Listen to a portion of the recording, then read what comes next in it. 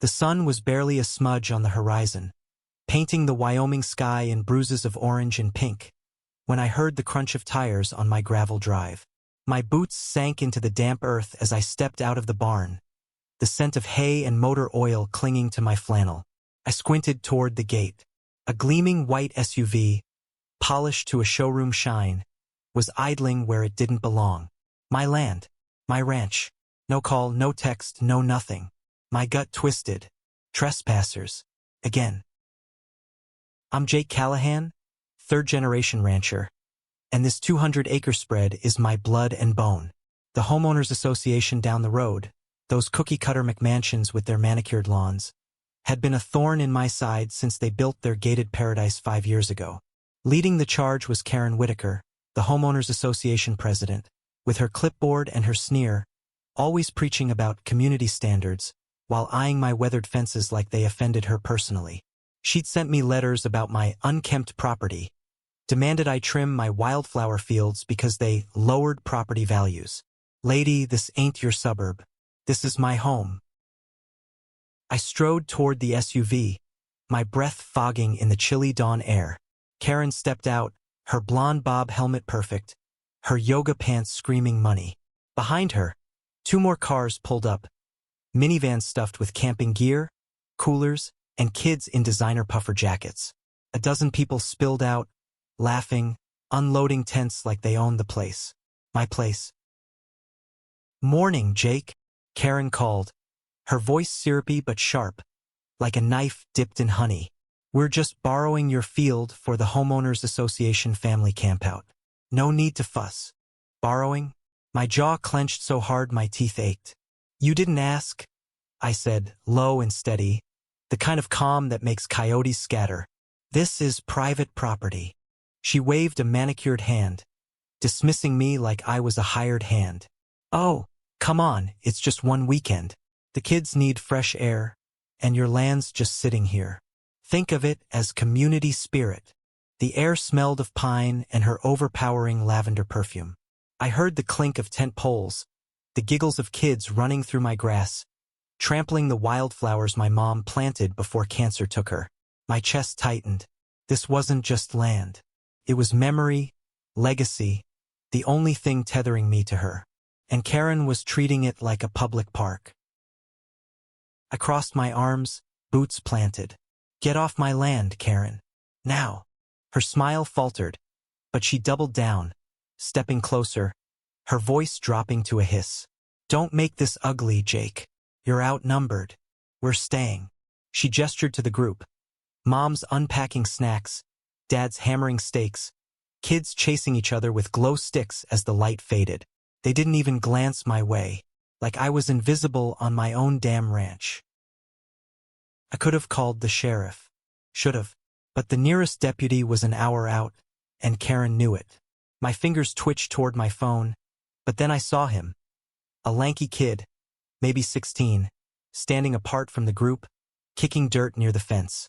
He wasn't like the others.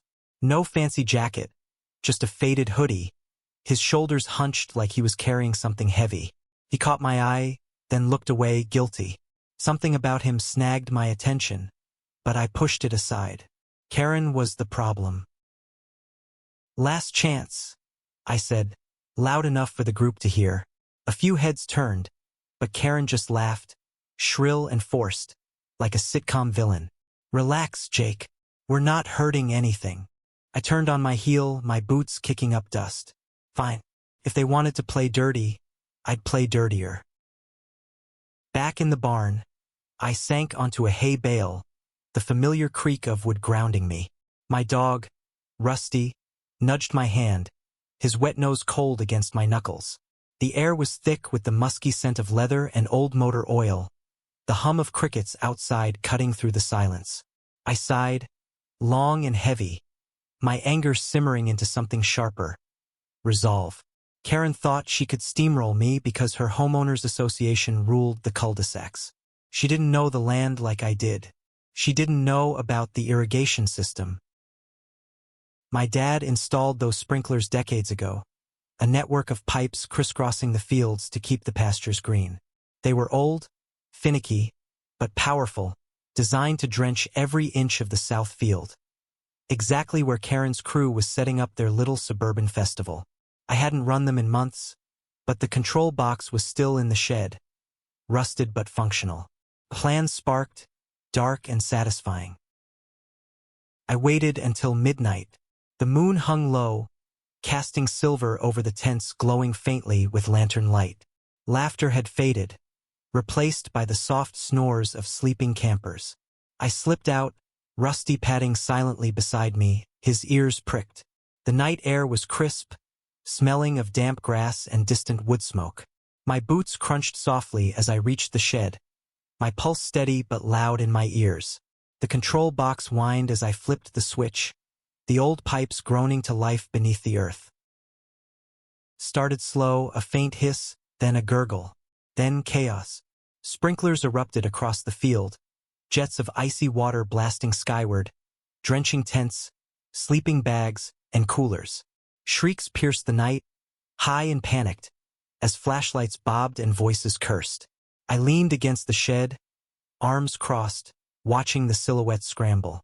Karen's voice cut through, shrill and furious. "What the hell is this?" I stepped into the moonlight, my shadow long and steady. "Told you to leave," I called, my voice carrying over the hiss of water. "My land, my rules." Karen stormed toward me, soaked to the bone, her hair plastered to her face like a drowned rat. You did this on purpose," she sputtered, water dripping from her chin. "I'll sue you for this, Callahan. You'll regret." Regret. I cut her off, stepping closer, my voice low and cold. "You trespassed. You disrespected my home. You don't get to play victim here." The others were packing up now, shoving wet gear into cars, their faces a mix of embarrassment and anger. Karen's husband, a quiet guy in a polo shirt, tried to calm her, but she shook him off, her eyes blazing. That's when I noticed the kid again, the one in the hoodie. He wasn't packing. He was standing by the fence, watching me, his hands shoved deep in his pockets. Something in his expression stopped me cold. Not anger, not fear, recognition. He approached, hesitant, his sneakers squelching in the mud. "You're Jake, right?" His voice was quiet, almost lost in the chaos. "I'm Ethan. My mom, she used to talk about you." I froze. "Who's your mom?"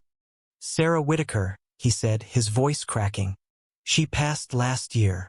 Sarah, Karen's sister. My high school sweetheart, the one who got away when she moved to the city. I hadn't seen her in 20 years, but her laugh still echoed in my dreams. My throat tightened, the air suddenly too thin. "I didn't know," I managed. Ethan nodded, his eyes glassy. "She said you were stubborn but fair.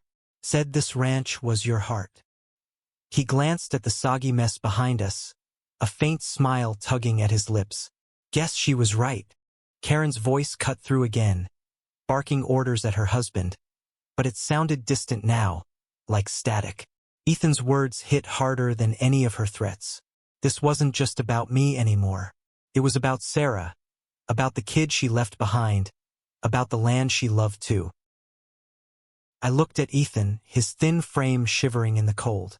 "You don't have to go with them," I said, surprising myself. "You can stay. Help me fix the fence tomorrow. Get some dry clothes." His eyes widened, then softened. "Yeah, I'd like that." By dawn, the field was empty, the homeowners association crew gone, their tents and pride drowned in my sprinkler's wrath. Karen's SUV peeled out, leaving ruts in my drive, but I didn't care. I stood with Ethan at the fence, the morning sun warming our backs, the air sweet with wet grass and possibility.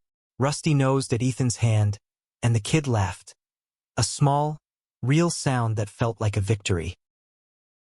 Karen thought she could take what wasn't hers, but she underestimated me, this land, and the ghosts that linger here. Justice isn't always a courtroom or a badge. Sometimes it's the land fighting back, reminding you who it belongs to. And sometimes it's a kid finding a place to belong, right where his mom's memory lives on.